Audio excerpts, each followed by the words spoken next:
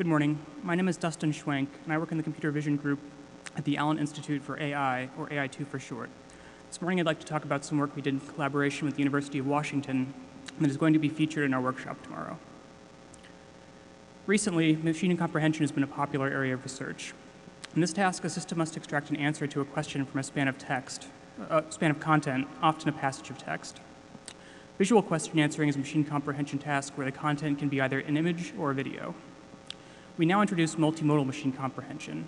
In this task, multimodal questions are paired to rich multimodal content, and any given question may require parsing and reasoning over text-based and image-based content to answer.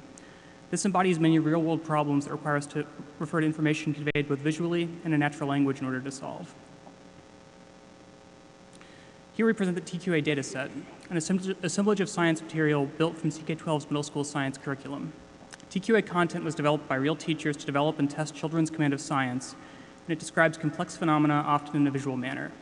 This makes TQA a good test bed for a range of important abilities, from basic understanding to causal reasoning across text and images. The nature of TQA questions pose several challenges. Here's one example. Which is the long, narrow tube that carries food from the pharynx to the stomach? To answer this question, it requires several pieces. First, it requires parsing the structure of the diagram to understand the spatial relationships within, and then to infer that carrying food implies that the two entities are physically connected. Lastly, it requires aligning entities in the question to their corresponding parts in the diagram, ultimately to answer correctly that it's the esophagus. Now a hypothetical question.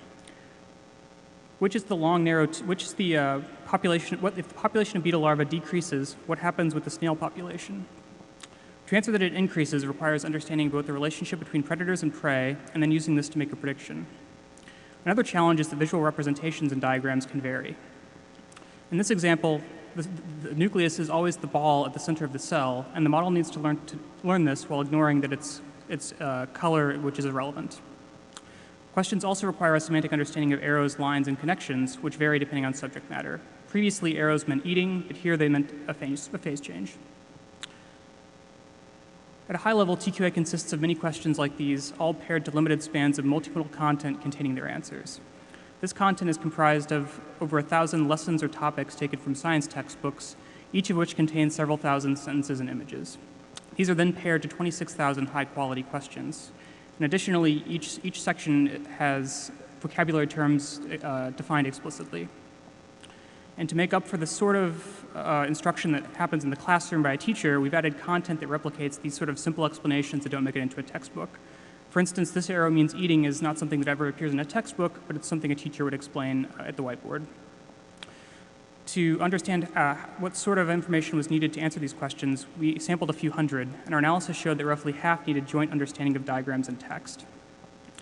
Further, global parsing of the diagram was insufficient to answer the vast majority of questions, and most needed a rich parsing of the diagrams. OCR alone didn't get you very far.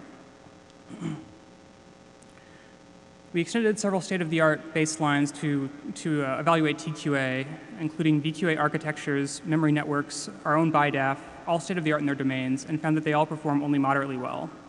The challenges inherent in TQA and the large gap between state-of-the-art and human performance affirm TQA as an envelope-pushing dataset, and we encourage researchers working in language and vision to use it as a benchmark. If you want to hear more about TQA, you can come see us at the poster, and if you want to see state-of-the-art results in this dataset, you can come to our workshop tomorrow morning.